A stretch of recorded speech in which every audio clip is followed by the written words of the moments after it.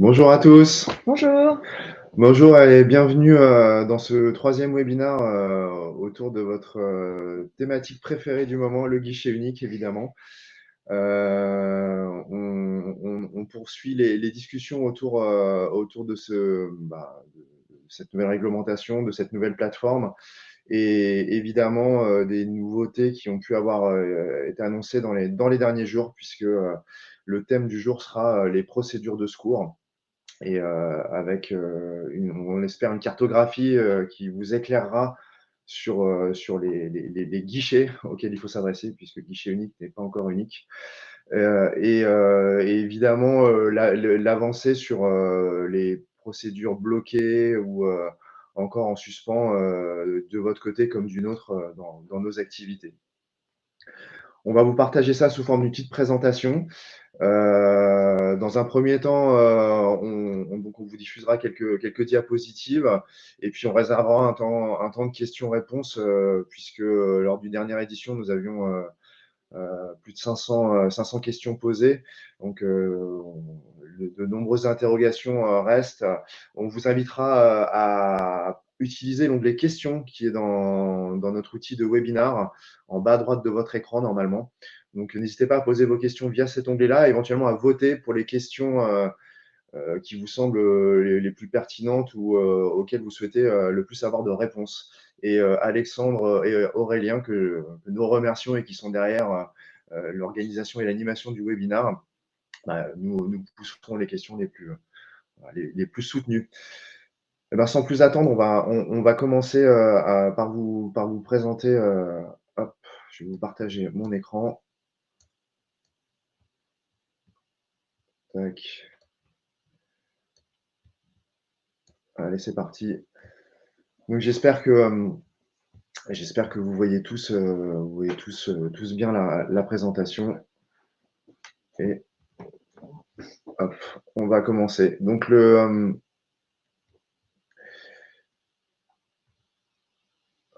tac. Les procédures de secours. Donc, on fera un petit rappel dans un premier temps, voilà, les quelques grands principes du guichet unique et ce qu'on a pu vous partager. On fera un petit focus également sur les immatriculations. On a eu énormément de questions par mail, n'est-ce pas, Lauriane, sur encore les catégorisations, les structures juridiques qui étaient parfois introuvables ou en tout cas mal guidées. On fera un petit rappel et surtout, on se penchera sur cette fameuse cartographie des interlocuteurs et des procédures de secours qui nous permettent de savoir à qui s'adresser, sous quel format. Legal to Digital, hein, pour ceux qui n'étaient pas présents ou qui nous connaissent encore mal, c'est la marque sous laquelle on présente les services d'affiches parisiennes, du tout Lyon, des journaux d'annonces légales dont sont issues nos activités. Vous connaissez Affiche Pro, Expert Légal, Formal Pro et les activités associées. Nous les commercialisons, en tout cas, nous en parlons sous la marque Legal to Digital et nous avons toujours adossé à ces activités de service nos titres de presse légale, les 14 titres que nous détenons et les régies dans lesquelles nous diffusons et exploitons les annonces légales, notamment Angers Ville Actu et Actu Limousin qui viennent de rejoindre notre giron.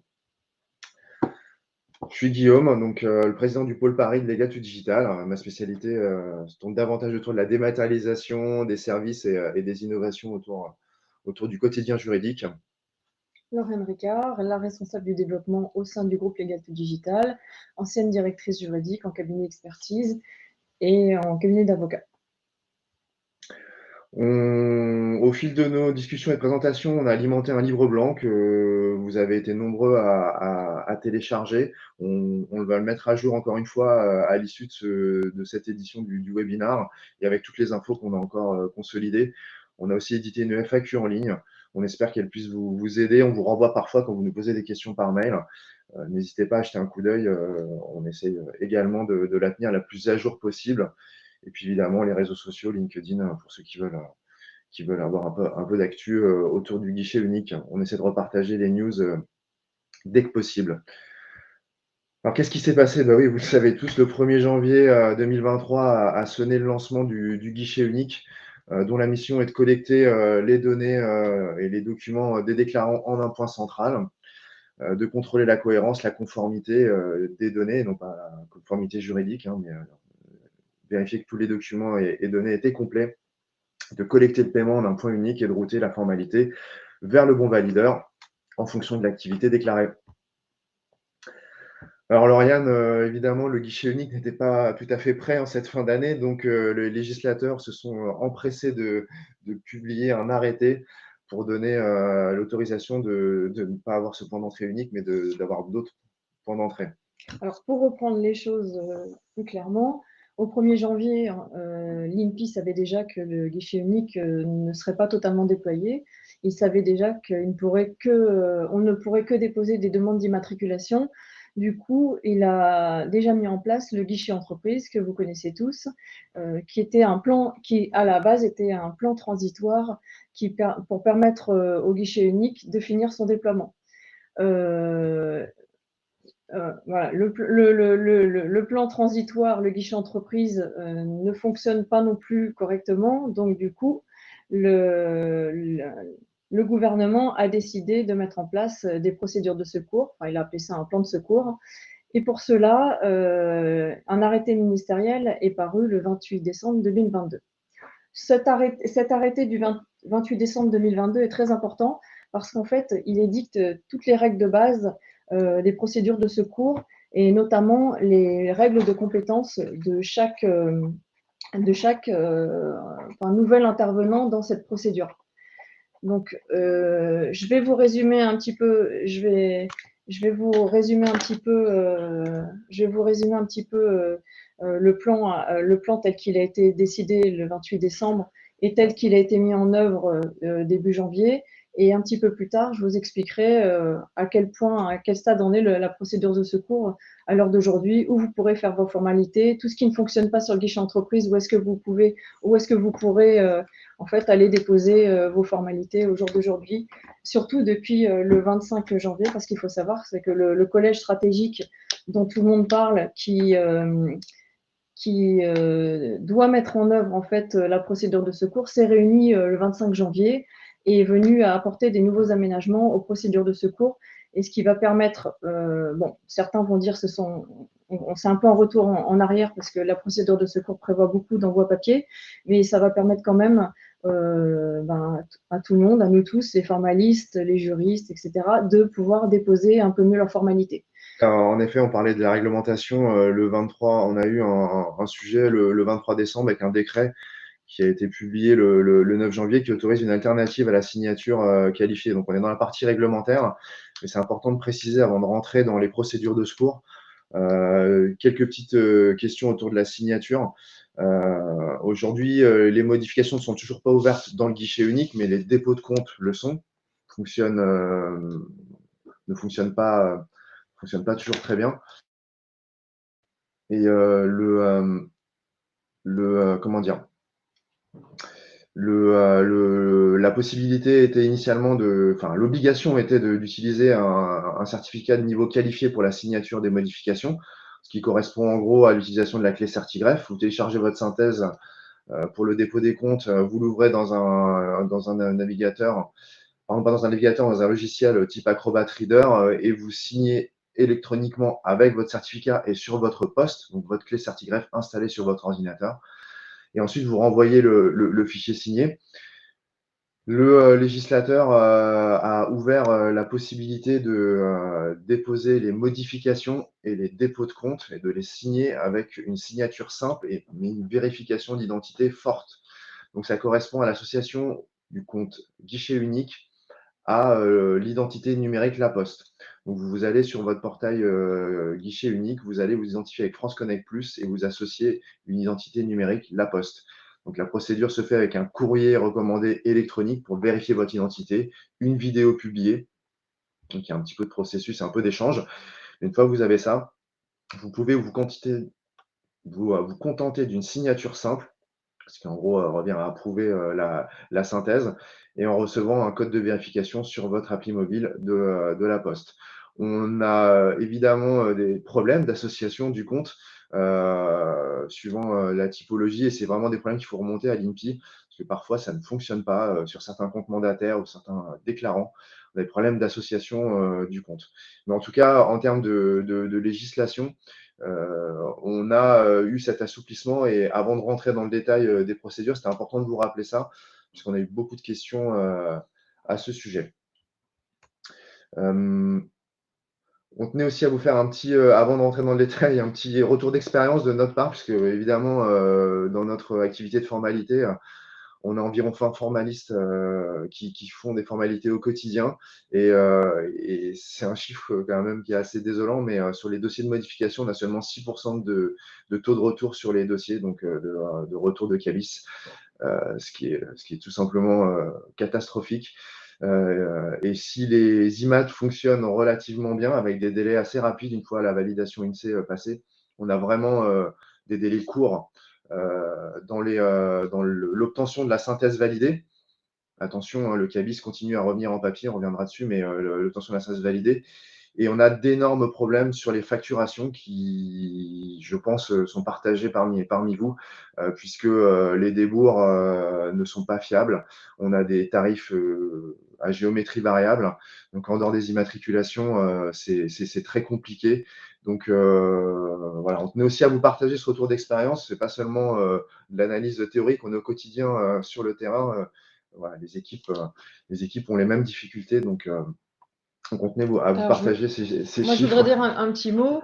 Quant au tour de retour des dossiers qui sont déposés sur le guichet entreprise, hier, j'ai eu la chance d'avoir le chef de mission de l'INPI au téléphone parce que je voulais lui demander est-ce que les dossiers qui sont sur le guichet entreprise et qui ne sont pas traités à l'heure d'aujourd'hui sont dans la nature, où est-ce qu'ils sont, qu'est-ce qui va se passer, est-ce que vous allez les traiter, est-ce qu'on va être obligé de les redéposer à nouveau, les envoyer par courrier, etc. Lui, il m'a assuré à 100% que tous les dossiers, effectivement, avaient été bloqués pendant un certain délai, qui commencent à être débloqués au fur et à mesure.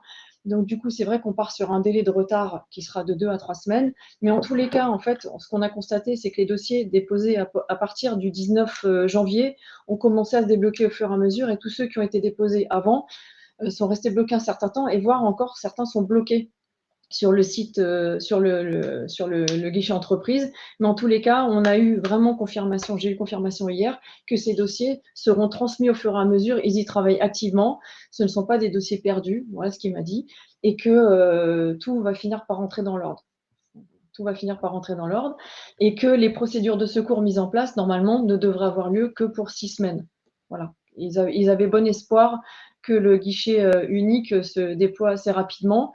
Simplement, ce qu'il faut voir, c'est que si les procédures de secours sont là pendant 6 semaines, forcément, tout ce qui va être déployé sur le guichet unique, je ne vous le cache pas, quand on va avoir les modifications, les dissolutions et les liquidations, et d'ailleurs, ils vont commencer par les dissolutions et liquidations. D'ici une semaine, normalement, ça devrait être ouvert. Nous serons tous des bêta-testeurs, puisqu'en fait, nous testerons en direct tout ce qui va être ouvert. Donc, ce n'est pas un modèle de gestion de projet, mais voilà. On a déjà remonté ces soucis, ce manque de tests et d'implication des équipes depuis le début du lancement. Mais malheureusement, on doit s'adapter face à cette situation. Et puis pour les factures, on est tous dans le même cas. On ne reçoit pas les factures. On demande des duplicata, on ne les reçoit pas. Et du coup, plusieurs associations, nombreuses formalistes se sont réunies et ont écrit un courrier au ministère des Finances pour leur demander d'être tolérants, puisque comme nous n'avons pas de retour de facture, nous avons que les facturettes du guichet entreprise.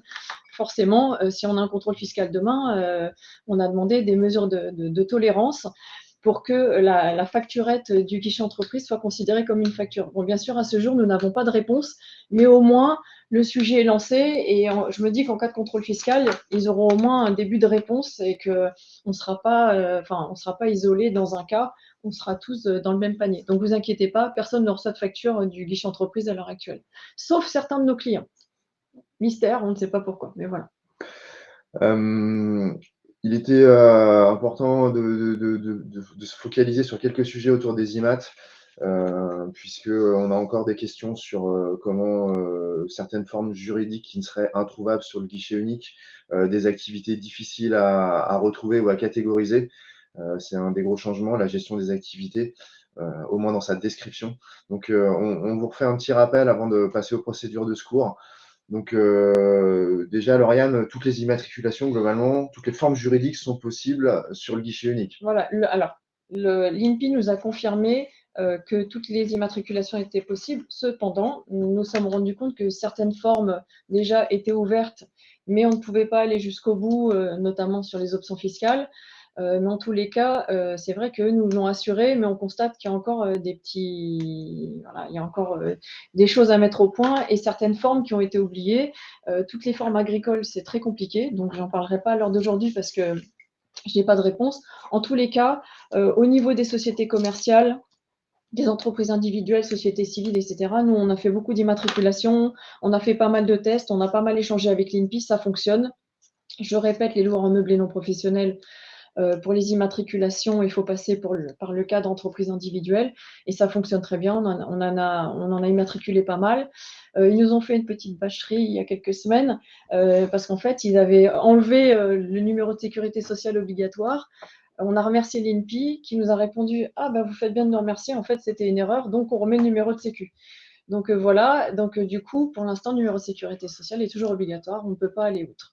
Mais sinon, oui, pour en revenir aussi aux formes juridiques, voilà, je vous en avais parlé la dernière fois. Je ne vais pas vous refaire un petit cours. Si vous voulez vraiment comprendre comment bien trouver les formes juridiques sur le guichet unique, je vous conseille de vous reporter sur notre précédent webinaire, le numéro 2, et d'aller vous connecter sur le site de l'INSEE en tapant formes juridiques de l'INSEE et vous obtiendrez un tableau Excel et ce tableau Excel vous permettra, en partant de la catégorie numéro 3 du feuillet numéro 3, de trouver toute la liste de toutes les sociétés et entreprises qui existent en France à l'heure actuelle, en vous permettant ensuite d'aller regarder le code face à ces entreprises pour remonter en fait, pour remonter toutes les étapes et découvrir si la société que vous voulez matriculer est dans la catégorie que vous voyez là sur ce qui s'affiche à votre écran, catégorie 2, 3, 4, 5, 6, 7.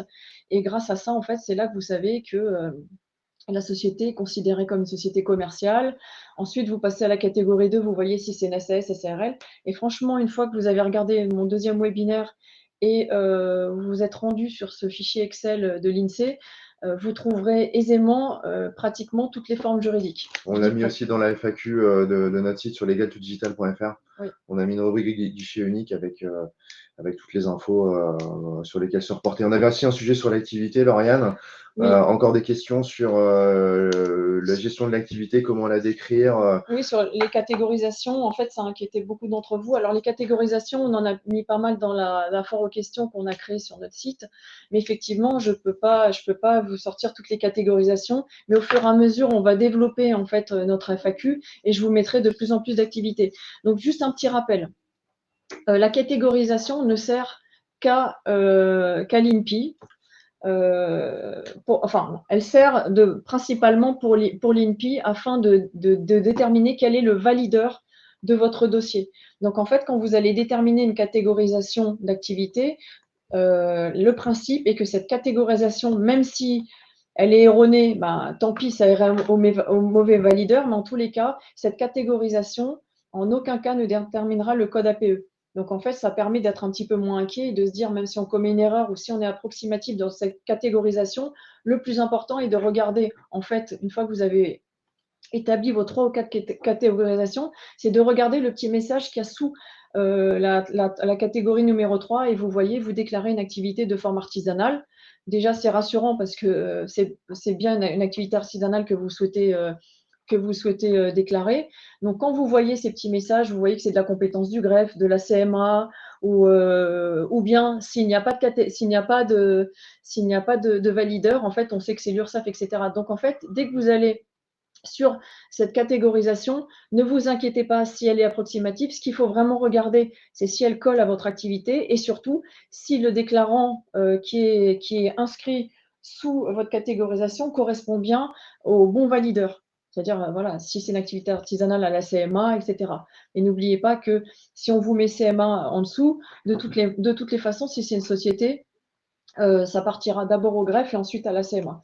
Ensuite, par rapport à l'activité de l'entreprise, là on sort de la catégorisation, mais vraiment de l'activité.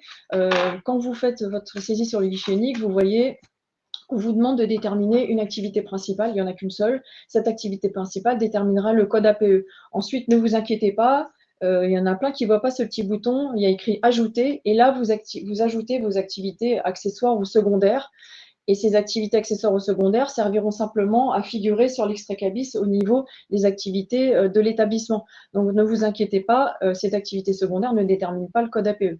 Voilà, je faisais un petit rappel parce que tout le monde était un petit peu… Et sur les sans-activité, on a eu aussi pas mal d'échanges sur les Oui, sociétés sans activité. alors les sociétés sans activité, ça y est, maintenant c'est débloqué parce qu'en fait, ils avaient créé cette fonctionnalité, mais on ne pouvait pas aller au bout, il y avait pas mal d'erreurs. Ça y est, ça a été réparé. Maintenant, je ne dirais pas que c'est un vrai plaisir de créer une société sans activité, mais ça va. Il y a encore un bug, je crois, sur les SNC. Je n'ai pas pu tester toutes les formes juridiques sans activité. En tous les cas, j'ai eu plusieurs retours comme quoi sur les SNC, il y avait une petite problématique. Mais en tous les cas, ça fonctionne très bien. Simplement, quand vous faites votre saisie, souvent, tout n'est pas très clair et on a l'impression que ça ne va pas partir au greffe. Ne vous inquiétez pas, quand vous cliquez sans activité, à la fin, quand vous regardez sur votre tableau de bord, c'est bien écrit TCO, tribunal de commerce. Et là, vous êtes rassuré. Donc, en fait, si vous voulez, quand vous faites votre saisie, vous pouvez commencer, vous cliquez sans activité, vous partez jusqu'au bout de votre saisie. Là, vous voyez que effectivement, ça va bien partir dans votre tableau bord au tribunal de commerce et vous repartez en arrière et vous pouvez finaliser votre saisie. Mais en tous les cas, à la fin, s'il y a bien écrit TCO, il n'y a aucune problématique, vous avez bien saisi votre dossier. Sur les sociétés sans activité, on est bon maintenant. Donc, donc un des points clés après cette partie immatriculation, c'était à qui s'adresser sur les modifs, les fermetures, les dépôts. C'est un peu quel mot serait le plus juste C'est compliqué. Oui, voilà, c'est compliqué. C'est compliqué aujourd'hui. Donc, on a essayé de vous dresser une carte la plus claire possible. Surtout qu'avant-hier, est paru une nouveauté sur la réutilisation du papier, donc toujours dans le cadre des procédures de secours. Donc, on va essayer de vous expliciter ça. Alors, simplement pour revenir un tout petit peu en arrière, donc guichet unique, pour l'instant, ils n'ont déployé que les immatriculations. Donc, pour les immatriculations entreprises et personnes morales, entreprise individuelle, personne morale, vous devez vous rendre donc sur le guichet entreprise. Il n'y a aucune problématique. Normalement, dans une semaine, ça sera aussi également ouvert pour les dissolutions liquidations. Ensuite, pour le plan, pour les formalités qui ne figurent pas encore, qui ne sont pas déployées sur le guichet unique, vous allez sur le guichet entreprise, qui est à l'heure actuelle celui qui reçoit les formalités de modification. Simplement, ce qu'il faut voir, oui.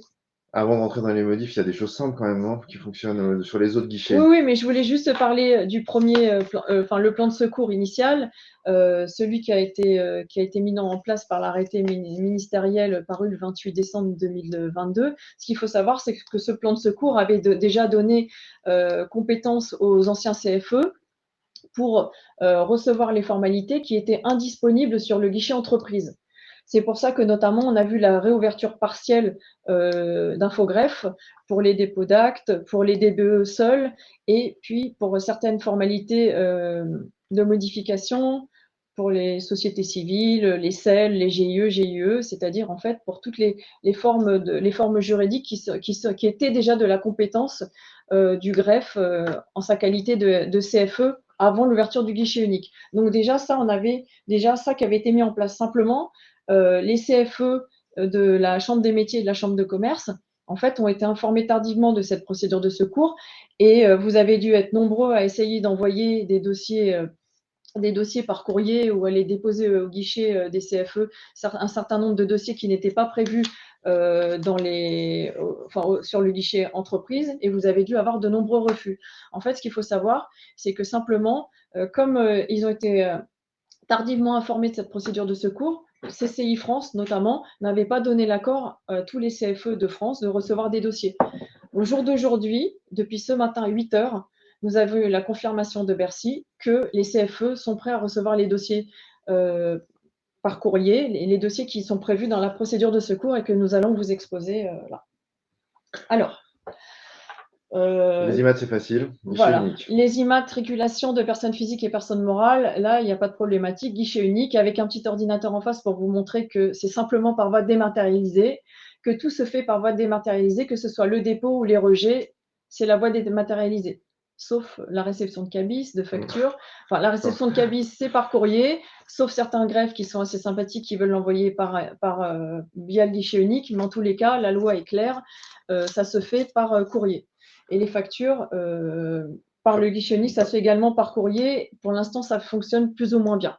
Ensuite, prenons le cas des déclarations de bénéficiaires effectifs et des dépôts d'actes isolés. Ça, on le sait, le premier plan de secours a fonctionné, il y a eu la réouverture partielle d'Infogreffe et nous pouvons déposer les DBE et les dépôts d'actes sans modification directement, soit par courrier au greffe, soit au guichet au greffe, soit sur Infogreffe. Voilà, ça c'était pour la partie la plus simple. Non, il y a une autre partie encore un peu plus simple, les dépôts de compte. Alors, je sais, vous allez crier quand je vais vous dire que les dépôts de compte sont depuis la loi Pacte de la compétence du guichet unique, à compter du 1er janvier 2023, uniquement par voie dématérialisée. Simplement, à l'heure d'aujourd'hui, il y a eu énormément de bugs. Lorsque le guichet unique a été piraté il y a 2 semaines, ils ont fermé les vannes entre le guichet unique, entre l'INPI et les greffes. Et quand ils ont rouvert les vannes pour transférer les dossiers, on ne sait pas ce qui s'est passé. Nous-mêmes n'avons pas d'informations alors qu'on n'arrête pas de faire des demandes à Bercy, un petit peu partout à l'INPI. A priori, les dossiers sont bloqués et les greffiers ne reçoivent pas les dossiers de dépôt de compte. Donc ne vous inquiétez pas, c'est pour tout le monde pareil. Pendant un moment, on n'arrivait même plus à faire de dépôt de compte. On avait des synthèses en page blanche, etc., en brouillon. On ne pouvait pas les signer. À l'heure d'aujourd'hui, on arrive à faire des dépôts de compte. On arrive à les valider, mais le greffe ne les reçoit pas. Et je n'ai pas entendu encore à l'heure d'aujourd'hui, et j'ai posé des questions à vraiment énormément de personnes. Personne n'a encore reçu de récépissé de dépôt de compte via le guichet unique. En revanche, ce qui fonctionne, c'est d'envoyer les dépôts de compte par courrier au greffe. Malheureusement, effectivement, les dépôts de compte annuels se font par voie postale avec des originaux. Alors, ce qu'il faut savoir, c'est qu'à l'heure d'aujourd'hui, on a un collectif de formalistes et on a déposé une demande auprès des greffiers qui vont se réunir notamment lundi. Le Conseil national va se réunir. Et de nombreux formalistes ont été invités et j'aurai la chance d'y aller. Et nous avons demandé à ce que les dépôts de compte annuels par courrier ou au guichet se fassent, et même les dépôts d'actes qu'on pourrait déposer au greffe par courrier ou au guichet se fassent avec des signatures électroniques et qu'on n'ait plus besoin d'avoir les signatures manuelles des représentants légaux ou leur certification. Donc là, nous devrions avoir une réponse dans les prochains jours. Pour l'instant, les greffiers ne sont pas d'accord parce qu'en fait, et dans la loi, il n'est pas prévu qu'ils reçoivent des courriers papier signés électroniquement. Donc pour l'instant, ils s'y opposent. Mais en tous les cas, c'est en discussion et nous aurons les réponses, je crois, dernier délai vendredi prochain. Pas celui-là, celui d'après. Donc voilà. Donc pour l'instant, on est en attente de savoir si on pourra déposer des dossiers papier signés électroniquement. Donc pour la suite, c'est un petit peu plus compliqué. Donc ne paniquez pas, là il n'y a que la moitié du chemin. Voilà, du chemin.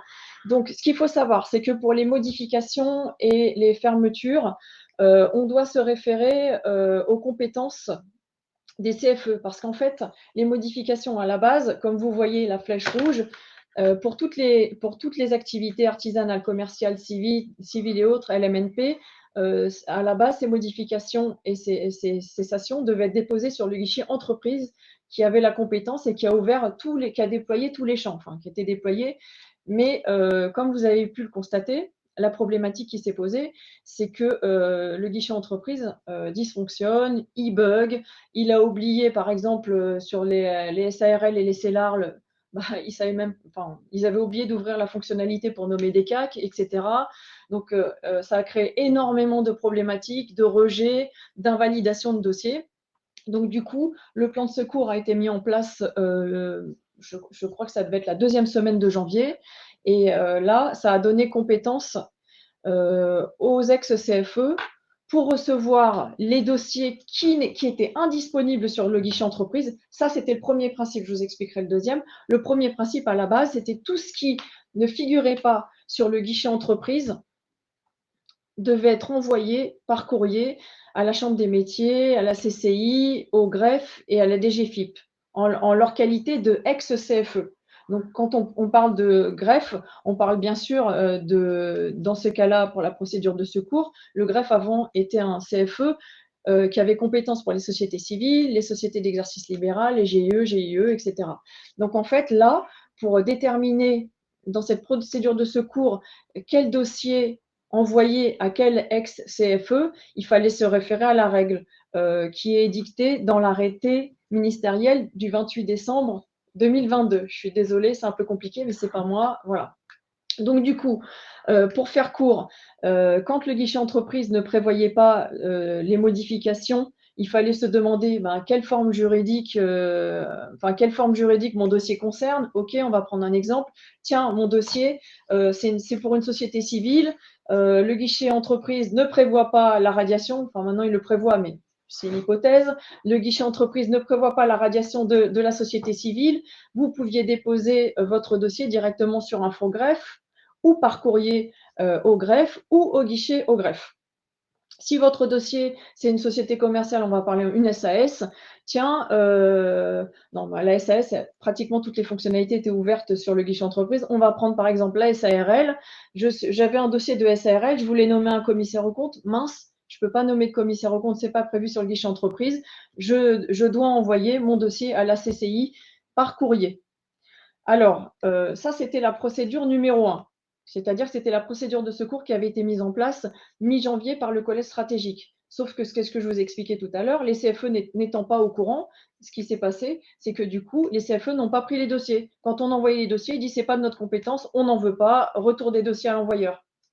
Donc du coup, ce que le législateur et le comité interministériel qui gère le guichet unique et le guichet entreprise se sont rendus compte de ce fait et se sont dit, ça y est, maintenant, on va aller voir les CFE et on va leur dire qu'il faut absolument qu'ils ouvrent la vanne pour récupérer tous les dossiers, mais on va en remettre une petite couche. On fait la procédure de secours du numéro 2 qui a été mise en place le 25 janvier 2023. Donc là, on va passer à la petite page numéro 2. Ah si, je voudrais revenir sur un petit sujet juste. Est-ce que tu peux revenir un tout petit peu en arrière? Je voulais vous dire, pour les loueurs en meublé non professionnels, pour les immatriculés, il n'y a pas de problématique, c'est sur le guichet unique, à part le petit souci de noter le numéro de sécu. Mais après, normalement, vous notez le numéro de sécurité sociale, ça ne sert à rien. Mais voilà, il faut le noter. Pour les modifications et les fermetures de loueurs en meublé non professionnels, j'ai eu une petite information hier. Il faut envoyer vos dossiers à la DGFIP. Par email. Ah, nous, on a mis par courrier, mais en fait, c'est par email. Là, on a un petit problème dans notre… Excusez-nous. En fait, la DGFIP ne prend que les dossiers par email. Je vous mettrai l'email dans le… je ne sais pas, dans la FAQ ou dans le livre blanc. Dans tous les cas, je vous enverrai l'adresse. On a eu l'adresse de la DGFIP. C'est le centre de formalité de la DGFIP. Ils ne répondent à personne, mais en tous les cas, ils reçoivent les dossiers, ils les traitent ou ils les invalident. Mais en tous les cas, on a eu l'information hier. Donc, on peut revenir que je vous explique le plan de secours numéro 2. Alors, ne vous inquiétez pas. Moi aussi, je n'ai pas trop compris au début, mais maintenant, ça va un petit peu mieux. Donc, tu peux nous afficher. Voilà. Alors, les procédures de secours qui ont été aménagées le 25 janvier. Pourquoi elles ont été aménagées? Simplement parce qu'ils se sont rendus compte que même les formalités de modification qui étaient ouvertes sur le guichet entreprise ne permettait pas, en fait, aux déclarants, à nous, d'aller jusqu'au bout des procédures, voire de mettre plusieurs modifications en même temps ou de faire certaines modifications. Donc, le collège stratégique s'est à nouveau réuni le 25 janvier et ils ont décidé de permettre aux ex-CFE de recevoir un nombre beaucoup plus grand de dossiers de modification que ce qui était prévu dans le premier plan de secours. Le premier plan de secours, on avait prévu d'envoyer au CFE toutes les modifications qui n'étaient pas disponibles sur le guichet entreprise, celles qui étaient indisponibles, qui ne fonctionnaient pas, qui n'avaient pas été prévues. Mais comme ils n'avaient pas donné de liste et que les CFE n'étaient pas informés, personne ne prenait les dossiers. Donc là, ils se sont dit, on va aller un petit peu plus loin. Donc maintenant, vous avez à l'écran une liste de toutes les modifications que vous pouvez envoyer par courrier au CFE, toujours en fonction de la forme et de la nature de l'activité de l'entreprise. Donc, par exemple, on va prendre pour les personnes morales la liste, les déclarations de transfert d'établissement, ouverture d'un établissement, modification de la forme juridique, modifications relatives aux dirigeants, dissolution, cessation d'activité, attention, sans disparition de la personne morale. Donc, cette petite liste-là, en fait, elle est disponible sur le guichet entreprise. Cependant, vous avez tout de même la possibilité d'envoyer par courrier au CFE ces dossiers. On va prendre l'exemple, je ne sais pas moi, d'une dissolution. Si vous voulez dissoudre une SAS et que vous n'avez pas envie de passer par le guichet entreprise, vous pouvez envoyer votre dossier en version papier au CFE de la CCI. Si vous voulez envoyer une modification de la forme juridique, je ne sais pas moi, une transformation de SARL en SAS, c'est pareil, vous pouvez envoyer votre dossier directement au CFE de la CCI. Depuis ce matin, je vous l'ai dit, 8 heures, ça y est, ils reçoivent officiellement les dossiers. Petit truc en plus que j'ai appris, mais ça j'ai découvert par le guichet entreprise et ils ont bien fait les choses. Pour cette petite liste, déclaration de transfert, ouverture d'un nouvel établissement, etc., si ça concerne une société civile, une société d'exercice libéral, un GIE, GIE, ce qu'il faut savoir, c'est que vous, le CFE compétent, c'est le greffe, et que vous pouvez envoyer les dossiers par courrier, les déposer au guichet ou les déposer sur Infogreffe. Alors, ce qu'il faut savoir, c'est qu'il y a eu, les CCI, c'est moche ce que je vais dire, mais la CCI et la CMA ont essayé de facturer en fait les envois de dossiers par courrier. Là, Bercy est intervenu, il leur a interdit de prendre des frais pour les dépôts de dossiers dans le cadre de la procédure d'urgence. Donc, du coup, si vous envoyez un dossier au CFE et que on vous demande 100 € pour frais d'assistance, bah vous dites non, c'est pas prévu dans la procédure de secours. En revanche, vous avez le droit, si vous voulez, de confier votre dossier directement, d'aller au guichet, d'appeler, de confier votre dossier au CFE pour qu'il le traite et de payer des frais si vous le souhaitez. Mais en tous les cas, les CFE n'ont pas le droit de facturer leurs prestations dans le cadre de la procédure de secours. Alors, il est conseillé d'envoyer des dossiers complets pour éviter justement que les CFE en profitent pour vous facturer des frais supplémentaires en vous disant bah là le dossier n'est pas complet, on ne peut pas le traiter, on vous conseille de passer par une assistance. Mais en tous les cas, voilà, on a le mot d'ordre qu'ils n'ont pas le droit de prendre de frais. Ensuite, c'est le même sujet que pour les dépôts de compte annuels et les dépôts d'actes et de DBE que l'on peut faire directement en greffe. Les ex-CFE, pour l'instant, ne prendront que les dossiers courriers, les dossiers papier originaux, c'est-à-dire avec des PV signés en originaux, le pouvoir exact, de la même façon. Mais il a été demandé à l'INPI, au greffier, etc., de se concerter afin de permettre aux déclarants, aux mandataires, de pouvoir envoyer des dossiers signés électroniquement. C'est-à-dire que vos PV, vos statuts soient signés électroniquement, que vous les imprimiez et que vous n'ayez plus qu'à en fait signer le formulaire, le chèque, parce que les règlements des frais greffe dans la procédure de secours qui sont envoyés au CFE, la CCI, la CMA, c'est par chèque. Donc du coup, voilà, on attend la réponse de savoir, on attend des réponses de savoir si on pourra les déposer avec des actes signés électroniquement ou pas. Je sais que ça n'a pas l'air très clair, mais quand vous reprendrez notre premier tableau, vous comprendrez un petit peu mieux. Et ensuite, je vais vous faire, enfin, je l'ai déjà préparé hier soir quand j'ai été informée de tout ce nouveau dispositif. Dans notre foire aux questions, je vais vous expliquer exactement comment ça se passe, comment vous reportez à l'arrêté pour vérifier les compétences et vérifier que vous êtes au bon endroit. Mais aussi, vous pouvez voir, Guillaume, est-ce que tu peux nous mettre le guichet entreprise? Je vais vous montrer une petite astuce aussi qui a été mise en place par le guichet entreprise. Pas pour tout, mais pour certaines formalités. Ça va vous aider. On va vous partager un écran et vous allez voir, ils ont essayé...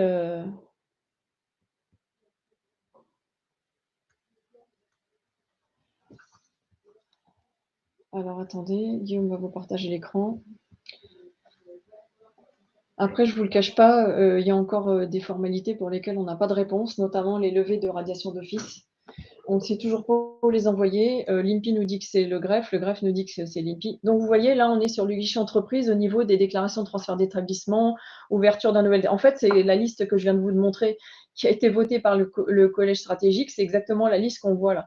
Donc, quand on regarde, voilà, quand on descend la liste, vous voyez, autorité compétente pour déposer ces formalités. Donc, les formulaires, les anciens formulaires qui sont censés plus exister, on va devoir à nouveau les remplir et vous explique quels sont les CFE compétents pour les sociétés commerciales, chambres de commerce, pour les sociétés secteur des métiers, CMA, et pour les sociétés civiles, exercice libéral, GIE, etc. Il vous donne toute la liste de la compétence des greffes. Ils vous disent que vous pouvez le déposer au greffe. Et là, c'est une petite précision que personne ne nous a donnée, même pas Bercy. On peut également les déposer sur Infogreffe. Donc, il y a des petites évolutions. Bon, je ne sais pas si déposer, c'est… Pour les sociétés civiles, hein, Oui, là, c'est pour les commerciales, sociétés. hein. Oui, oui. Mais en tous les cas, je ne sais pas si c'est une évolution ou pas. Moi, me retourner au papier, pour moi, c'en est pas une. Mais en même temps, quand on voit tous les blocages qu'il y a sur le guichet entreprise à l'heure actuelle, c'en est quand même une. Parce qu'il y a des formalités qu'on n'arrivait pas à faire, on avait les gros bugs. Et surtout, maintenant qu'on sait qu'une partie des dossiers sont bloqués sur le guichet entreprise, à la limite, il vaut mieux peut-être les envoyer par courrier. Espérons qu'ils nous autorisent à déposer les dossiers signés électroniquement, comme ça on aura une vraie avancée. Voilà. Mais après, je vous dis, pour certaines formalités, c'est encore compliqué. Donc là, on a fait un petit résumé de ce qui fonctionne, Ouais, ce ça qui ne fonctionne fonctionne. pas. Ouais, les immatriculations via le guichet unique, malgré encore quelques bugs qu'on essaie de remonter, que Et vous une ou pouvez deux aussi formes qu'ils ont oubliées. nous transmettre. On peut aussi appuyer tout ça via les contacts qu'on peut avoir. Le dépôt des comptes annuels avec, avec les limitations dont on a parlé Pas de auparavant, récépissé. pas de récépissé par la voie dématérialisée, mais la possibilité au moins de retourner par la voie postale, sans que ce soit une solution satisfaisante, mais qui fonctionne, Qui fonctionne. et une cartographie un peu plus claire des procédures de secours euh, qui j'espère, va permettre de débloquer quelques dossiers en attente ou ce qu'on ne savait pas comment traiter jusqu'à présent. Les réponses qu'on attend, on est quand même, on l'oublie, mais le guichet unique quand même censé intégrer les modifications. On espère que cette phase transitoire ne dure que les 6 semaines annoncées. On vous avoue on a évidemment quelques doutes sur le planning au vu de toutes nos mauvaises expériences passées et des difficultés à avoir des plateformes de test, voilà, une stabilité dans le fonctionnement. Mais en tout cas, c'est ce qui est annoncé 6 semaines avant de pouvoir opérer des nouvelles formalités dans le guichet Une unique. semaine pour les dissolutions de liquidation et 6 semaines pour toutes les autres formalités. La vraie question aussi, c'est comment les ex-CFE vont réagir à des statuts, enfin voilà, des actes signés électroniquement et imprimés. Jusqu'à présent, vous avez vécu des refus comme nous parfois. On nous a demandé une certification conforme qui est quand même bien compliquée à obtenir après une signature électronique. On attend la réponse, savoir s'ils Voilà. vont les accepter. On, Ça serait on a bien. relevé, on a vu dans le chat que oui, les impôts les acceptent en effet, mais c'est pas le cas des ex-CFE. On relance évidemment sur la dématérialisation des restitutions de cabis. Certes, le cabis n'est pas le document on va dire, d'avenir, mais il est encore présent dans pas mal de textes de loi demandés par énormément d'organismes auprès des entreprises. Donc ça reste aujourd'hui la carte d'identité de l'entreprise en attendant l'extrait du RNE. Et on le sait tous, c'est un vrai point de blocage que d'avoir des cabis avec des délais assez extravagants. Vous avez vu apparaître, nous on les a vus en tout cas sur les grèves d'Île-de-France apparaître momentanément les cabis, c'était une fausse surprise. Ils n'ont pas voulu nous expliquer comment ils avaient réussi à nous les restituer via le guichet unique, ça a marché En quelques fait, jours. d'après ce que j'ai compris, ils ont la Oui. possibilité de le faire, mais le Conseil national des greffiers, comme la loi Pacte ne prévoit pas l'envoi des cabis par voie dématérialisée, le Conseil national des greffiers a dit non, on fait des envois papier tant que en fait, un texte ne vient pas nous autoriser à envoyer les cabis. Il ne va pas nous obliger. Voilà, ne vient pas nous obliger à les envoyer par voie dématérialisée. Alors, il y a quelques greffes qui sont dissidents et qui nous les envoient par voie dématérialisée. Il n'y en a pas beaucoup. Voilà. Mais en attendant, oui, il y a pas mal de batailles à faire. Donc, je suis désolée si le plan de secours n'a pas été très clair. Effectivement, vous aurez des supports. En fait, il faut se pencher dessus pour comprendre. Et après, ça vient, vous finirez par comprendre. Il faut vous munir de la arrêté ministériel paru le 28 décembre et 2022, et ça, vous finirez par vous familiariser. Une fois que vous serez familiarisé, en fait, le guichet entreprise va fermer. Donc ça, c'était la petite blague. Mais bon, alors on a plusieurs questions. Comment faire une continuité ou une reconstitution de capitaux propres? Alors là, c'est sur le guichet entreprise. Vous le trouverez dans les modifications au niveau de modification du capital. C'est mal rangé, je ne sais pas ce que ça vient faire là, mais en tous les cas. Alors n'oubliez pas, je fais un petit aparté, donc on a un onglet questions, n'hésitez pas à parcourir la liste des questions le temps qu'on réponde aux premières et à voter pour les questions qui vous semblent les plus pertinentes, les plus intéressantes. On essaiera de répondre un maximum dans les 10-15 minutes qui viennent. Voilà. Alors, une petite question. Tac. La création de l'identité numérique. Une bonne question. Alors, je ne sais pas si on va réussir à y répondre, hein. En effet, c'est une identité personnelle. Malgré tout, on reproduit le même schéma qu'on pouvait avoir, hein, en utilisant des créations d'identité par collaborateur.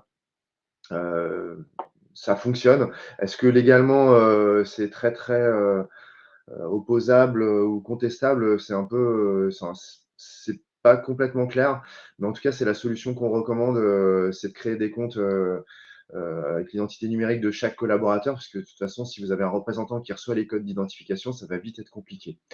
On a eu quelques échanges informels sur l'utilisation de ce dispositif. Au départ, il était supposé être uniquement pour les personnes physiques, les personnes morales, les déclarants entreprises, les déclarants, les entrepreneurs. Pas pour les mandataires. Voilà, c'était dans l'idée et dans l'esprit, c'était que les mandataires, les déclarants professionnels devaient se munir d'un certificat de niveau qualifié. C'était l'esprit des textes. Donc voilà, on est encore sur un dispositif alternatif qui pallie au manque. Donc nous, en tout cas, on vous invite, si vous avez évidemment vos clés, à continuer à les utiliser, à les renouveler et à adopter cette procédure d'association au compte INPI de l'identité numérique La Poste. D'autres questions? Pourquoi ne pas offrir un infogreffe? On va pas y répondre ici. Non, mais pour l'instant, j'ai eu confirmation hier quand ils ont mis en place la deuxième procédure de secours. Ils ne comptent pas rouvrir un infogreffe pour le moment. C'est pas du tout à l'ordre du jour, alors que moi, je pensais que justement, il y avait une petite brèche. Et finalement, non, il n'y a pas de brèche. Pour l'instant, ils ne veulent pas rouvrir un infogreffe, à moins vraiment qu'il y ait quelqu'un qui fasse pression sur M. Macron ou sur le ministère des Finances ou autre, mais quelqu'un de très puissant. Pour l'instant, ils ne veulent pas rouvrir un infogreffe. Alors, j'ai plusieurs questions. La fermeture d'établissement. La fermeture d'établissement, c'est sur le guichet entreprise, mais ça fonctionne très mal et vous verrez, en fait, quand vous regardez votre liasse à la fin, souvent, il n'y a pas l'adresse. Donc, vous pouvez faire envoyer pour une fermeture d'établissement de société commerciale, vous l'envoyez au CFE de la CCI par courrier. Je sais, ça fait bizarre même moi de le dire, mais en tous les cas, voilà. Alors, le guichet entreprise, c'est un canal qui ne fonctionne en dématérialisation que pour la création des dossiers et l'initialisation du dossier. Tout ce qui se passe ailleurs voit voilà. Et répondre. Voilà. Et quand vous avez un rejet sur le guichet entreprise, malheureusement, le rejet ne peut se faire, le complément de rejet et les réponses que vous faites au greffe ne peuvent se faire que par courrier. Donc effectivement, il y a certains greffes qui demandent de faire la modification directement, de faire le complément suite à rejet de la réclamation sur le guichet entreprise. Mais comme en fait ils connaissent pas l'outil, ils se rendent pas compte qu'on peut pas on peut pas répondre sur le guichet. Et la loi est précise là-dessus. Le guichet entreprise, la communication entre le guichet entreprise et le greffe. En fait, vous déposez votre formalité, le greffe rejette, parce que là c'est systématique, je peux dire et rejette, c'est rare. Maintenant ça devient rare qu'il n'y ait pas de rejet. On en a eu quand même. Dans tous les cas, le greffe rejette par courrier et ensuite, sauf les greffes sympathiques, mais a priori, il n'y en a pas tant. Excusez-moi, monsieur le greffier ou mesdames les greffières. Dans tous les cas, voilà, tout se fait par les rejets. Vous devez les traiter par courrier. Que faire des dossiers qui n'ont pas encore été validés sur le guichet entreprise? Alors, on expliquait qu'ils sont entre guillemets dans une file d'attente, qu'ils ne sont pas perdus. Il y a eu des blocages momentanés de la plateforme et les dossiers ne sont pas perdus. Mais c'est l'INPI qui a dans ses missions de reprendre tous les dossiers laissés en suspens et De les valider de à les valider à nouveau et nouveau. de les renvoyer. On a eu la consigne aussi également de ne pas rouvrir ou de ne pas réinitier une formalité par Ouais. voie papier. Voilà, par voie postale, alors que vous l'avez déjà initié sur le guichet entreprise. Après, vous me direz, si j'envoie par voie postale au CFE et qu'ils traitent ma formalité, je pense qu'au greffe, si j'ai changé de président et qu'on leur présente par le guichet entreprise une formalité, on change de président et c'est le même, ils vont bien se dire, voilà, c'est un doublon, mais je ne sais pas comment ils vont le traiter, quelle problématique il pourrait y avoir dans le dossier, mais en tous les cas, oui, on a le mot d'ordre que effectivement, quand vous avez engendré une formalité et validé une formalité sur le guichet entreprise, il ne faut pas passer par la procédure de secours postale. Alors je répète, donc j'ai vu plusieurs fois la question pour comment changer de président sur une SAS. Soit vous le faites par le guichet entreprise, soit vous le faites par courrier postal auprès de la CCI. Les frais de traitement. Non, ils n'ont pas le droit. Ils n'ont pas le droit de réclamer des frais de traitement. En revanche, j'ai trouvé ça très bizarre, quand l'aménagement du 25 janvier, la nouvelle, les nouvelles dispositions qui sont venues compléter la procédure de secours, ils nous ont dit que les CFE n'avaient pas le droit de demander de frais pour le traitement des dossiers qui allaient être envoyés par courrier, mais ils précisaient en même temps, attention, les dossiers doivent être complets. Donc, en gros, ils étaient en train de nous dire que si les dossiers étaient complets, les CFE n'avaient pas le droit de nous demander des frais, mais s'ils étaient incomplets, ça pouvait laisser en fait le champ libre au CFE de demander des frais.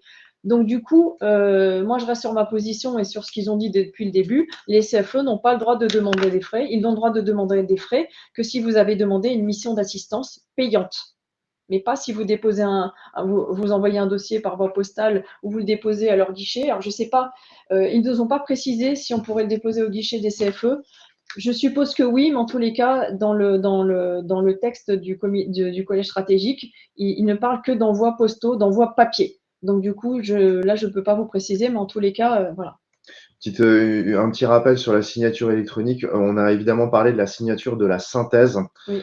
C'est ce qui est explicitement écrit dans la loi, c'est la signature avec un certificat de niveau qualifié et avec le décret du 23 décembre, la possibilité d'avoir une signature simple de la synthèse, mais avec une confirmation d'identité forte. Les documents, vous n'avez pas à changer vos procédures de signature électronique, en tout cas pour le guichet unique, hein. On parlait du papier, c'est une autre question, mais le dépôt des documents, vous pouvez conserver vos procédures qui passaient, puisque de toute façon, les documents finiront par être traités par les greffes, par exemple, par les mêmes outils et les mêmes canaux. Donc, il n'y a pas de changement à ce niveau-là. Vous pouvez garder vos solutions de signature de vos PV, de vos actes qui fonctionnaient auparavant. Si des CFE vous réclament des frais et que vous avez un document écrit, vous pouvez me les envoyer sur mon adresse mail que je vous mettrai à la fin, comme vous pouvez me poser des questions, mais vous pouvez me l'envoyer à la fin parce qu'en fait, on nous a donné un canal pour remonter cette information et pour que le gouvernement puisse taper sur le doigt des CFE s'ils nous demandent des frais. Mais malheureusement, il leur faut des réponses écrites. Il faut qu'ils le voient écrit que le CFE vous réclame des frais. Si c'est à l'oral et que vous me le dites, je ne peux pas transférer l'information, l'information ne peut pas remonter et ils ne peuvent pas rectifier les choses. Donc, du coup. Alors, comment faire si on a plusieurs modifications? Alors, si on a plusieurs modifications à même date, bonne question. C'est justement, j'y réfléchissais depuis hier soir. Alors, normalement, j'ai bien peur que si ils lisent les textes stricto sensu, il y aurait une formalité sur le guichet entreprise, une formalité qui est autorisée par le plan de secours, etc. Mais moi, je pense tout de même que quand vous avez un envoi groupé de plusieurs formalités avec des formalités qui ne peuvent pas être déposées sur le guichet entreprise et qui sont ouvertes dans le procédure de secours, à mon sens, vous pourrez tout passer dans la procédure de secours. Puisque regardez, par exemple, on prend une transformation, à l'occasion d'une transformation, on fait un changement de dénomination et autres. Pour moi, vous pouvez l'envoyer par courrier au CFE. Et je vois pas pourquoi ils feraient un rejet, parce que de toutes les façons, ils savent très bien que pour toutes vos modifications, il y aura forcément une formalité bloquante et je ne vois pas comment ils pourraient les scinder. En tous les cas, c'est vrai que le collège stratégique Malheureusement, ce ne sont pas, il n'y a pas beaucoup de professionnels des formalités qui vont au collège stratégique, donc du coup, qui siègent au collège stratégique. Donc du coup, effectivement, ils n'ont pas pensé à toutes ces problématiques. Dans tous les cas, pour moi, on peut faire un envoi groupé, voilà, on peut faire un envoi groupé de toutes les formalités. Si il y a des formalités qui posent souci et qui ne figurent pas sur le guichet entreprise et qui font partie de la procédure de secours, moi je pense que ça posera pas de problème parce qu'au point où ils en sont et vu toutes les remontées négatives qu'ils ont au niveau du ministère des Finances, voilà, ils savent que tout le monde est en craquage nerveux, que les dossiers n'avancent pas, que les opérations juridiques n'avancent pas. Donc s'ils ont ouvert cette voie, c'est qu'ils ouvrent plusieurs possibilités. Pour vous dire aussi sur Infogreffe, quand ils auront ouvert partiellement Infogreffe, c'était limité à certaines formalités et finalement ils ont laissé plus de champs ouverts que nécessaire. Donc du coup, moi je pense qu'on peut y aller, on peut utiliser la procédure de secours à fond. Dès qu'on a l'information sur la signature des actes électroniques, si oui ou non c'est possible, de toutes les façons, je pense qu'on vous fera une newsletter. Je suis désolée si on devra vous annoncer que c'est pas possible, mais en tous les cas, voilà. Alors, on avait des questions sur les radiations ou sur ouais, le dépôt d'une réduction de capital depuis le 10 janvier. On n'a pas reçu, bah, on vous l'expliquait. Hein, Comment signer électroniquement le dépôt non, de décompte via le non, guichet? celle-là, Ah non, pardon. sur le guichet entreprise. J'ai déposé sur le guichet de... Ah oui, alors justement, tous les dossiers qui ont été déposés avant le 19 janvier, il y en a un grand nombre qui sont bloqués sur le guichet entreprise. On ne peut rien faire. Nous-mêmes, on a demandé, on ne peut rien faire. On ne peut qu'attendre. Quand on a demandé, ils nous ont dit que ça allait être fait, que les dossiers étaient bloqués et qu'ils étaient en train de débloquer la situation et que de toutes les façons, là, pour votre réduction de capital, typiquement, la compétence, elle est que du guichet entreprise. Donc, à part redéposer un deuxième dossier sur le guichet entreprise, je vois pas ce que vous pouvez faire et ça fera un doublon. Mais en tous les cas, pour l'instant, on peut rien faire. Même nous, on est bloqué sur un certain nombre de dossiers. Ils nous ont juste promis qu'au fur et à mesure, on verrait le statut, vous savez, qui est affiché régente sur le guichet entreprise, qui progresserait en transmis aux partenaires et au greffe. Donc pour l'instant, oui, je n'ai pas d'autres réponses à vous donner. Nous-mêmes, on pousse, on pousse, on pousse, on va taper à toutes les portes, mais on n'a pas d'informations. Et donc ça va avec, hein, en effet, Oui, être informé d'un rejet, bah, non. Sur le on guichet attend. entreprise, le rejet, vous êtes informé par courrier et ils ne comptent pas du tout changer le système parce qu'en fait, comme ils nous disent que le guichet entreprise sera fermé pour eux d'ici 6 semaines, du coup, ils ne veulent pas injecter de l'argent et faire des modifications conséquentes dans le système. La procédure pour une radiation de SASU, c'est une clôture de liquidation. Alors, soit par le guichet entreprise, ça fonctionne. Bon, je ne sais pas quand est-ce que vous avez votre cabis, mais normalement, là, franchement, les dossiers qui sont déposés depuis le 19 janvier, ça avance un petit peu plus vite que les autres. Donc, normalement, vous déposez soit sur le guichet entreprise, soit vous envoyez votre dossier papier par courrier au CFE de la CCI. Alors, est-ce que la formalité, j'ai raté une question, mais lorsque la formalité n'existe pas, bah, la procédure d'urgence. Alors que si le CFE qui était compétent ne prend pas le dossier, bah, il est supposé maintenant depuis le Oui, 25. alors, et depuis, on a eu l'information que ce matin à 8 heures, les CFE, ça y est, étaient prêts à recevoir les dossiers et que voilà. Donc ça fonctionnait depuis ce matin à 8 heures, alors que c'est vrai que ça devrait faire au moins 10 jours que les CFE devraient prendre les dossiers. Mais en fait, ils nous ont dit que notamment pour la CCI France a mis du temps en fait à mettre en place le process et à donner l'accord au CFE. Dans tous les cas, nous, on nous a confirmé que depuis ce matin, c'était possible. Donc du coup, ce que vous pouvez faire, c'est sur le guichet entreprise, quand vous allez dans les formalités, vous cliquez sur une formalité qui est un formulaire. C'est celle qui en fait qui vous décrivent comment procéder à un dépôt papier et où procéder. Vous pourrez imprimer la page du guichet entreprise pour montrer qu'en fait la procédure de secours fonctionne pour cette formalité et le joindre au dossier. Et normalement, ils n'ont pas le droit de vous refuser le dossier. De toutes les façons, je vous dis, pour l'instant, nous, on a eu l'information que ça y est, on pouvait le faire. Donc, on sera tous un peu bêta-testeurs parce qu'on va voir comment ça va se passer. Alors, la signature électronique, une nouvelle fois, on a pas mal de questions là-dessus. Le dépôt des comptes sur le guichet unique, vous téléchargez la synthèse, vous ouvrez un logiciel comme de lecture de PDF, type Adobe Acrobat, la version gratuite fonctionne. Vous avez dans le menu outils une rubrique certificat, signature. Et une fois que vous rentrez dans ce module, vous pouvez signer électroniquement. Et sur le poste, je précise bien, parce qu'on a eu aussi pas mal de questions d'utilisateurs qui avaient des clés CertiGraph installées sur un serveur et donc pas sur leur poste. Donc, il faut télécharger sur son poste, avoir la clé et installer avec le logiciel de signature électronique qui va activer le certificat de signature. Donc, vous signez avec finalement votre clé plus Adobe Acrobat. Ça vous demande le code, votre code à 4 chiffres, et vous renvoyez cette synthèse signée au guichet unique. Donc ça fonctionne. Maintenant, il y a quelques petites subtilités. Pareil, on a mis un lien dans la FAQ avec quelques captures d'écran pour retrouver le bon menu dans Adobe Acrobat. Donc, je vous invite à aller consulter ça, ou on les a mises également dans notre livre blanc. Oui, vous avez toute la documentation avec toutes les étapes, les captures d'écran. Alors, pour les sociétés qui ne sont pas assujetties à la TVA, nous, on a pris le parti, et ça a fonctionné jusqu'à maintenant, quand on fait une immatriculation sur le guichet unique, on met en franchise en base, et dans les observations, on met non assujetti à la TVA, et entre parenthèses, qu'on a coché franchise en base parce que il n'y avait pas d'autre possibilité. Mais on met bien dans l'observation non assujetti, et nous, c'est passé. Donc, notre dossier a été traité, et après, vous vérifiez le mémento fiscal quand il arrive au cabinet.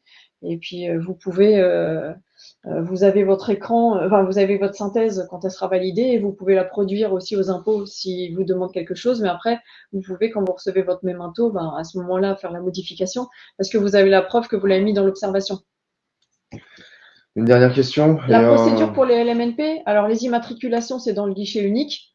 Vous immatriculez une entreprise individuelle, et au niveau des activités, vous mettez loueur en meublé non professionnel, vous sélectionnez la catégorisation, je crois que c'est service, et après, je m'en rappelle plus. Mais je l'ai mis sur la FAQ, je m'en rappelle plus, ça fait longtemps que je suis pas rentrée dans le LMNP, mais en tout cas dans la catégorisation, quand vous choisissez bien, à un moment, sur la 4e catégorie, vous mettez bien loueur en meublé non professionnel, vous choisissez la bonne option fiscale. En revanche, pour les modifications et les radiations, hier, on nous a communiqué l'adresse du centre de formalité de la DGFiP, qui prend les dossiers pour les modifications et les stations de LMNP. Il faut joindre une copie de la pièce d'identité du loueur en meublé, un pouvoir, et le formulaire P2, P4I.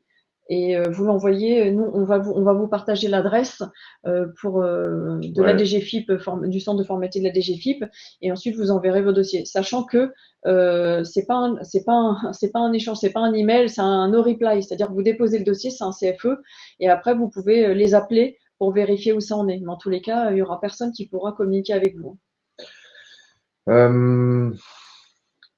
Une petite dernière. Oui, on a aussi des problèmes de libellé de facture. Ouais. Je sais pas si on a la capacité de répondre ou de s'adapter. en Pour tout les cas. libellés, nous, on a eu une nette amélioration. En fait, ce qu'il faut comprendre, c'est que quand vous ouvrez un compte à l'INPI, moi j'ai mis du temps à comprendre au bout d'un moment, c'est que quand vous ouvrez un compte à l'INPI, il est au nom de votre cabinet ou au nom de la société qui est mandataire. Et du coup, quand vous faites votre immatriculation sur le site du guichet unique, vous allez voir dans votre synthèse, on ne voit pas du tout qui est le mandataire. Donc nous aussi, on a sauté en l'air, on s'est dit qu'est-ce que c'est que cette histoire? On ne nous voit pas, avant, nous voyait dans l'alias comme quoi on était mandataire. Et en fait, c'est parce que dans le vocabulaire de la synthèse, si vous regardez bien, le mandataire social, c'est le représentant légal de la société. Donc comme ils ont employé ce vocabulaire, nous, on ne figure plus dans la synthèse. En revanche, comme c'est nous qui avons ouvert le compte et qui envoyons la formalité, ils rattachent la formalité au compte. Ce qui fait que normalement, la règle de principe à l'INPI, c'est que la facture est libellée en fonction de ce qui a été déclaré sur le compte mandataire. Et effectivement, il y a des erreurs, mais les erreurs, nous, on les a réglées parce qu'on avait écrit à l'INPI à l'époque, on a dit attention, vous avez mis notre nom, mais l'adresse du déclarant, ça arrive encore un peu à l'heure actuelle, mais nous, on a fait régler cette problématique en écrivant à l'INPI. Alors effectivement, nous, on l'a fait au mois de novembre dernier, maintenant, ils sont assaillis. Donc du coup, ils mettront des semaines à vous répondre. En tous les cas, nous, on l'a réglé comme ça, et puis au fur et à mesure, ça s'est fait tout seul, et on n'a plus cette problématique. Pareil pour l'ouverture des comptes des comptes de paiement sur le guichet unique. Pour le guichet unique, ils ont changé d'adresse, ils ont mis une nouvelle adresse générique que vous trouverez dans notre foire aux questions.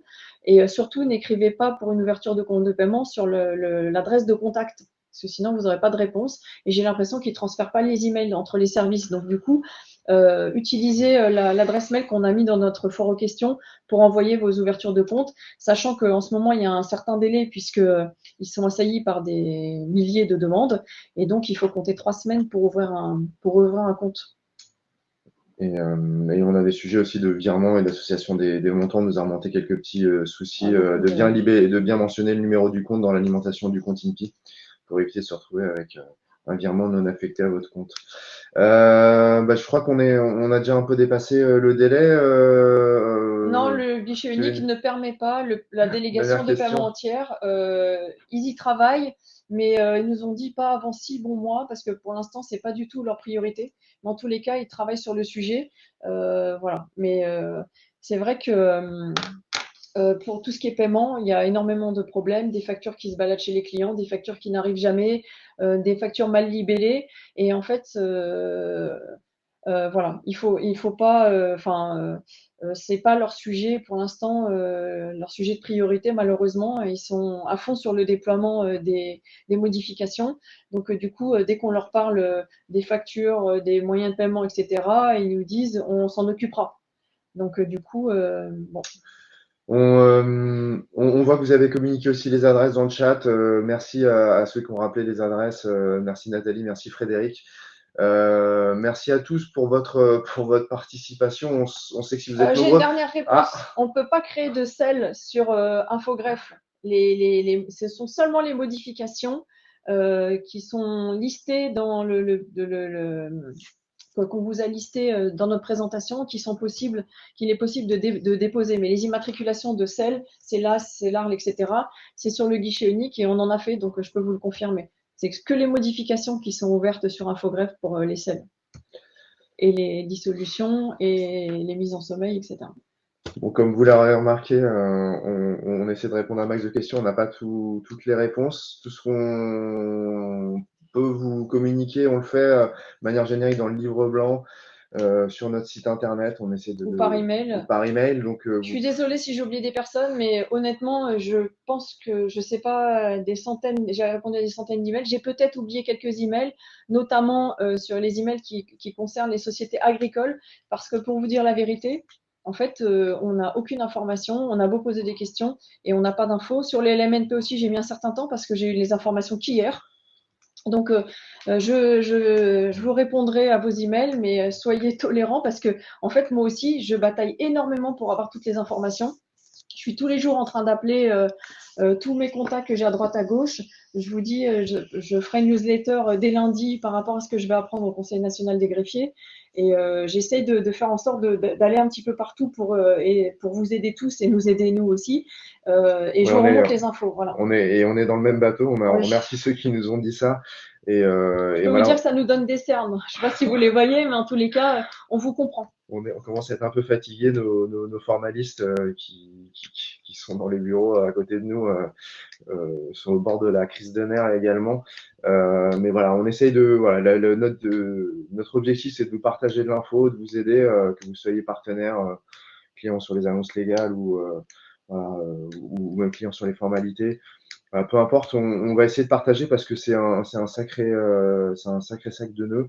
On essaie de démêler tout ça et ça nous permet d'avancer et de remonter les points de blocage, d'essayer d'avancer, de représenter aussi tous les utilisateurs, tous les professionnels, de porter leur voix en essayant de la manière la plus constructive possible auprès des instances qui gouvernent le guichet unique ou qui interviennent. Et dans notre FAQ, je mettrai des exemples pour la procédure de secours pour que vous compreniez mieux. Je prendrai plusieurs formes juridiques et je vous ferai des exemples. Et voilà, n'hésitez pas à nous contacter et on fera de notre mieux pour répondre à tout le monde. Mais maintenant, laissez-nous un petit délai. Soyez clément si je réponds au bout de 48 heures ou 3 jours. Voilà. Et après, vous pouvez aller voir notre FAQ. On mettra beaucoup de on mettra beaucoup de réponses. C'est-à-dire que maintenant, on a pris le parti, dès que vous nous posez une question, on s'est dit qu'on n'a pas été clair et on va le reporter en fait dans l'info aux questions. Et comme ça, vous aurez la question et voilà, et vous aurez les réponses à côté. En vous souhaitant une bonne continuation. Ouais, merci Lauriane, merci, merci Aurélien, Merci Aurélien, merci Alexandre, Alexandre, Martin, voilà. Martin qui nous aide, Et à vous tous qui nous envoyez plein d'informations également, parce que c'est un échange. et vos messages de soutien, ça nous fait du bien aussi, voilà, d'avoir quelques messages positifs Et je préviens qu'on dans ne toutes ces fait pas partie de difficultés. l'INPI, parce que je me suis fait engueuler plusieurs fois en disant On n'est pas à l'INPI, vous nous non. avez fermé un faux greffe, c'est inadmissible, remettez-le. Je ne travaille pas à l'INPI. Voilà, c'est la petite histoire. Legal to digital, voilà. Voilà. Bon, merci à tous. On vous souhaite une bonne après-midi, un bon week-end et on espère qu'on vous aura un peu éclairé Oui. dans ces moments difficiles. À bientôt. À bientôt.